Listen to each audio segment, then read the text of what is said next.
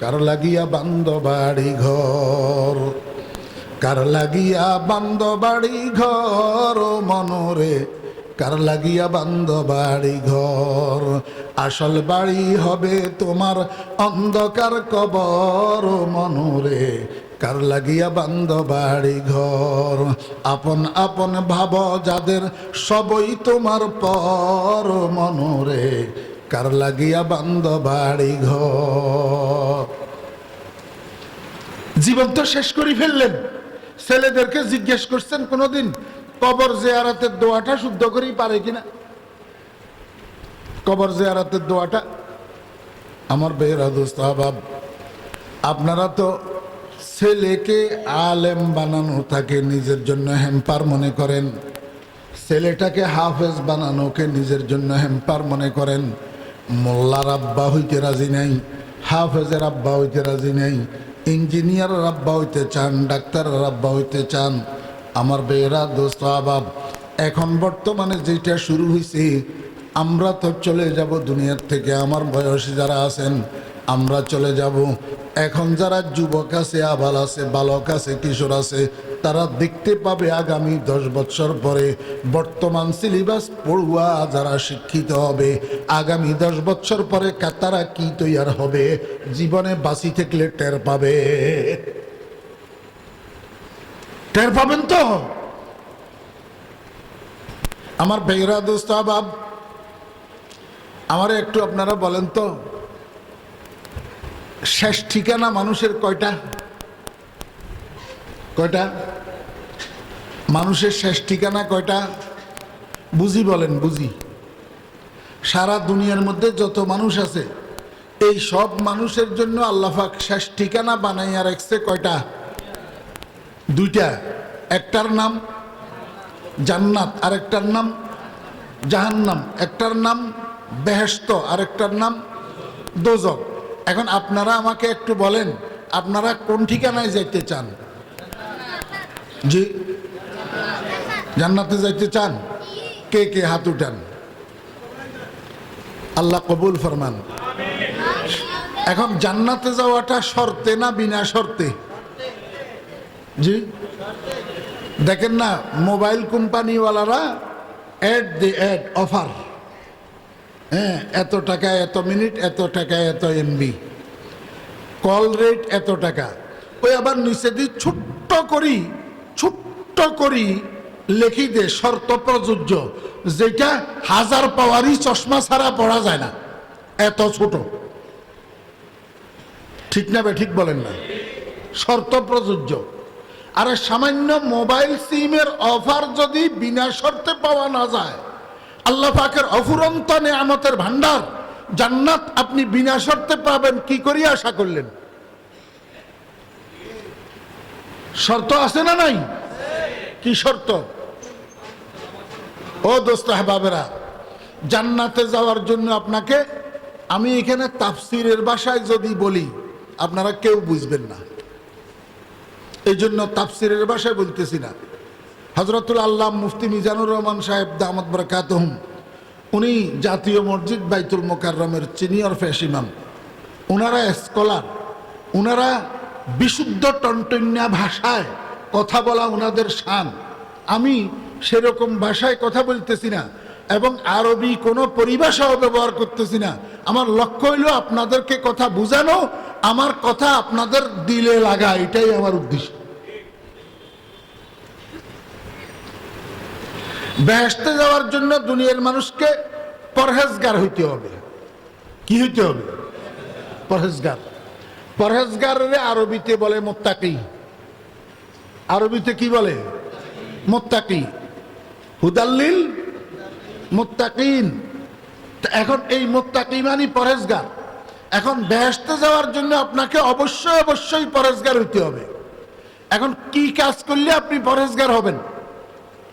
আমি যে আয়াতটা আপনাদের সামনে তেলাওয়াত করছি, এই আয়াতের মধ্যে আল্লাহ পাক রব্বুল আলামিন বলেন, পরহেজগার ওই ব্যক্তি যার মধ্যে 4টা জিনিসের গুরুত্ব থাকে। 4টা জিনিসের কি থাকে? গুরুত্ব থাকে। ওই 4টা জিনিসকে শেআরুল্লাহ বলা হয়। কি বলা হয়? শেআরুল্লাহ, আল্লাহ পাকের নিদর্শন। এক বচন, বহু বচন শাআইরুল্লাহ, আল্লাহ পাকের নিদর্শন সমূহ। খাতাবুল মুফাসসিরিন আল্লামা আনোয়ার শাহ কাশ্মীরি রহমতুল্লাহ আলাইহি লিখেন, পৃথিবীর মধ্যে আল্লাহ পাকের নিদর্শন শাআইরুল্লাহ 4টা জিনিস। কয়টা মনে থাকবে? জি, থাকবে না। ইল্লা মাশাআল্লাহ, থাকবে না, মনে থাকে না, রাখেন না, আপনারা মনে রাখেন না, এটাই সমস্যা। পৃথিবীর মধ্যে আল্লাহ পাকের নিদর্শন কয়টা জিনিস? সবাই আমার মুখে মুখে বলেন, কয়টা? 4টা। শাআইরুল্লাহ, আল্লাহ পাকের নিদর্শন কয়টা বলেন? 1 নম্বর কালামুল্লাহ, 2 নম্বর বাইতুল্লাহ, 3 নম্বর রাসূলুল্লাহ, 4 নম্বর ইবাদাতুল্লাহ। কয়টা? কালামুল্লাহ অর্থ আল্লাহর কালাম। আল্লাহর কালাম কি? কোরআন শরীফ। মাশাআল্লাহ, আল্লাহর কালাম কি? কোরআন শরীফ, এটার নাম কালামুল্লাহ। 2 নম্বর বাইতুল্লাহ, বাইতুল্লাহ মানে আল্লাহর ঘর। বুঝে থাকলে বলুন তো আল্লাহর ঘর কোনটা?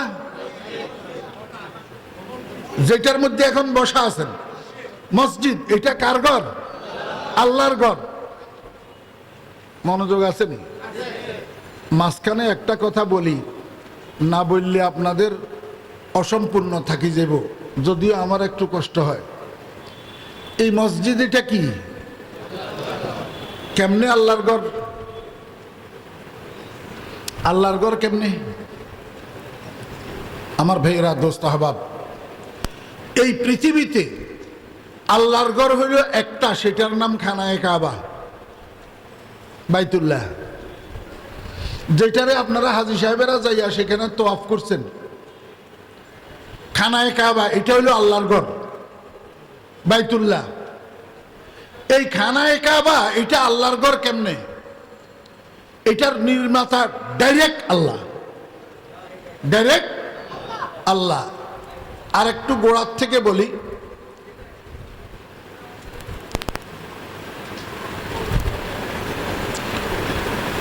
এই পৃথিবীটা, গোটা পৃথিবী আছিল পানি ভর্তি,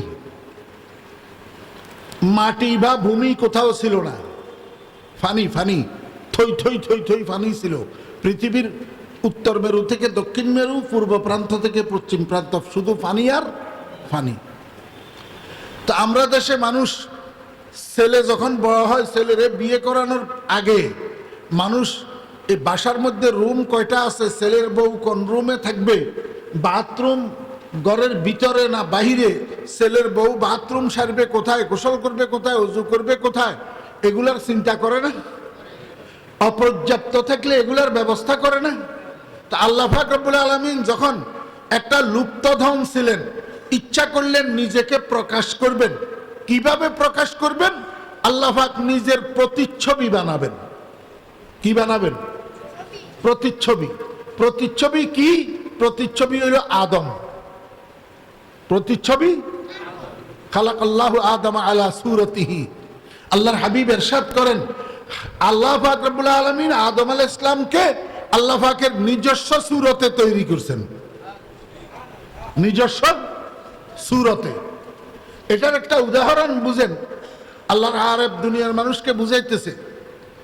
আদম উজতুর লাবে আওসাফে উলুস্ত, ওয়াসফে আদম মজহারে আয়াতে উস্ত, ইলমে শানু হিলমে শানু লুৎফে শাহ, চু সতারা চরখা দর আবে রওয়া। ও দোস্ত আহবাব, ঢাকা শহরে একটু বোঝা কঠিন। ঢাকা শহরে তো পুকুর নেই। গ্রামে গঞ্জে যে পুকুর আছে, দিঘি আছে, খাল আছে, নদী আছে, এগুলোর মধ্যে যে পানি আছে, এই পানির পাশে যদি একটা মানুষ 14 তারিখের পূর্ণিমার রাত্রের 12টার সময় যদি পানির পাশে, পানির ধারে যদি দাঁড়ায়, তাহলে তার চোখে 2টা চাঁদ দেখে। কটা চাঁদ? 2টা চাঁদ। একটা উপরের দিকে তাকাইলে দেখে, আর একটা নিচের দিকে তাকাইলে দেখে। উপরেরটা আকাশের চাঁদ, আর পানির মধ্যে একটা চাঁদ দেখে। ঠিক না বে ঠিক বলে? আমার ভাইয়েরা, দোস্ত আহবাব, আকাশের মধ্যে যেই চাঁদটা দেখা যায়, এটা হলো অরিজিনাল চাঁদ।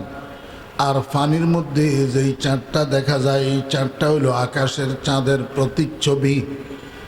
যতক্ষণ পর্যন্ত অরিজিনাল চাঁদ আকাশে আছে ততক্ষণ পর্যন্ত প্রতিচ্ছবি পানিতে দেখা যায়। আকাশের চাঁদ যদি আকাশে না থাকে পানির মধ্যে আর প্রতিচ্ছবি চাঁদ দেখা যায় না। কথা বুঝছেন না বুঝেন নাই? আল্লাহর আরেফ দুনিয়ার মানুষকে বুঝায় আর সে আজিমে বসা আহকামুল হাকিমিন রব্বুল আলামিন লা ইলাহা ইল্লাল্লাহ। উনি হলেন আকাশের চাঁদ। আর লক্ষ কোটি শত সহস্র কোটি আদম সন্তানেরা যারা দুনিয়ার জমিনে বিচরণ করতেছে এরা সবাই হইল পানির চাঁদ। এরা সবাই কি? পানির চাঁদ। আকাশের চাঁদ আর পানির চাঁদের মধ্যে আকৃতিতে কোনো বেশ কম নাই, রঙে কোনো বেশ কম নাই, কিন্তু বাস্তবতায় বেশ কম আছে। আকাশের চাঁদ বাস্তব, পানির চাঁদ অবাস্তব। ঠিক আহকামুল হাকিমিন রব্বুল আলামিন বাস্তব। হুয়াল হাইয়ুল কাইয়্যুম লা তাখুযুহু সিনাতুন ওয়ালা নাওম। আকাশের চাঁদ বাস্তব। আল্লাহু আকবার। অনন্ত অতীতে যেমন